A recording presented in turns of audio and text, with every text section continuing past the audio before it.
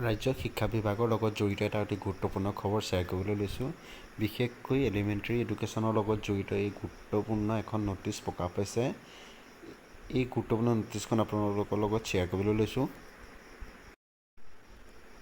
30 June তাৰিখে additional director of elementary এডুকেশ্যনৰ তৰফৰ পৰা অসমৰ সকলোবোৰ জিলাৰ DO অৰ্থাৎ ডিষ্ট্ৰিক্ট এলিমেণ্টাৰী এডুকেশ্যন অফিচাৰলৈ এখন অতি গুৰুত্বপূৰ্ণ তেওঁলোকৰ তৰফৰ পৰা লেটাৰ পঠিয়াইছে।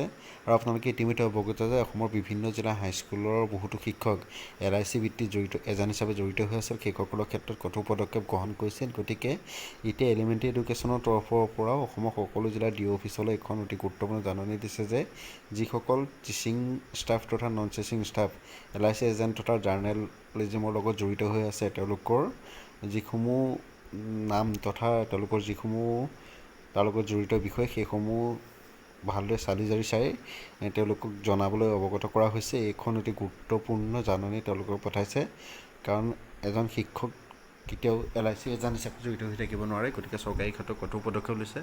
গতিকে এলিমেণ্টাৰী এডুকেশ্যনৰ তৰফৰ পৰা যদি কোনোবা জড়িত হৈ আছে তাৰ ক্ষেত্ৰত পৰীক্ষা নিৰীক্ষা কৰিবলৈ এই সকলো DO অফিচলৈ এইখন গুৰুত্বপূৰ্ণ জাননী আহিছে। এই গুৰুত্বপূৰ্ণ খবৰটো আপোনালোকৰ লগত শ্বেয়াৰ কৰিলোঁ। ধন্যবাদ।